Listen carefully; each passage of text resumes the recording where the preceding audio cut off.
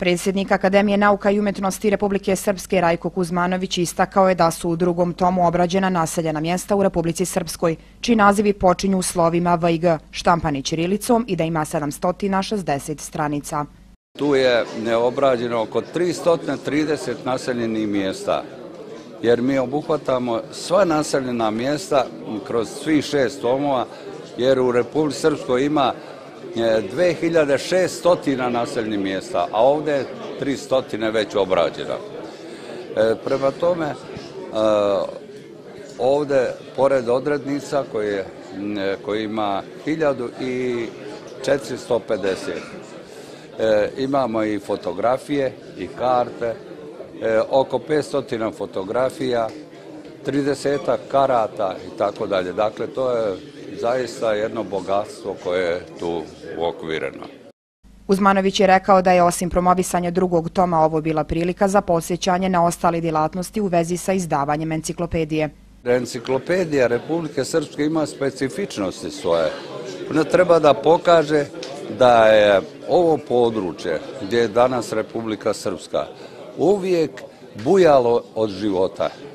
Nije to, kako bi rekla Latin, terra incognita, nepoznata zemlja. Evo, mi smo do sada utvrdili više od 80 lokaliteta i istorijskih spomenika na našoj teritoriji. To treba sve zabilježiti, jer enciklopedija treba da bude jedna vrsta priručnika, jedna vrsta informacije o Republici Srpskoj i njenom bogatstvu kulturnom i ostalom. Zato ona će biti i specifična lična karta Republike Srpske.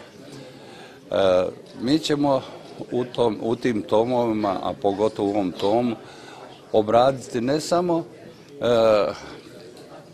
predstavnike srpskog naroda, nego i drugih naroda ukoliko su ostavili pozitivan trag u razvoju Republike Srpske.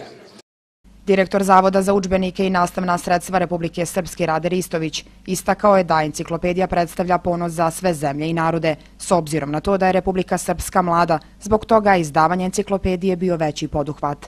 Nadamo se da će ovaj posao se završiti u 6 tomova, što će biti značajno za Republiku, razmišljajući da i mnogo razvijene zemlje, prvenstveno misleći na jugoslovenske prostore, nemaju ovo što Republika Srpska sad trenutno radi.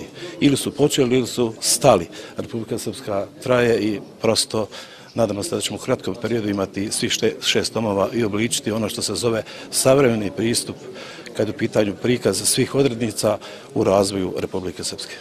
Promociji drugog toma enciklopedije Republike Srpske prisustvovao je ambasador Srbije u BiH Aleksandar Đorđević i predstavnici javnog i političkog života Republike Srpske.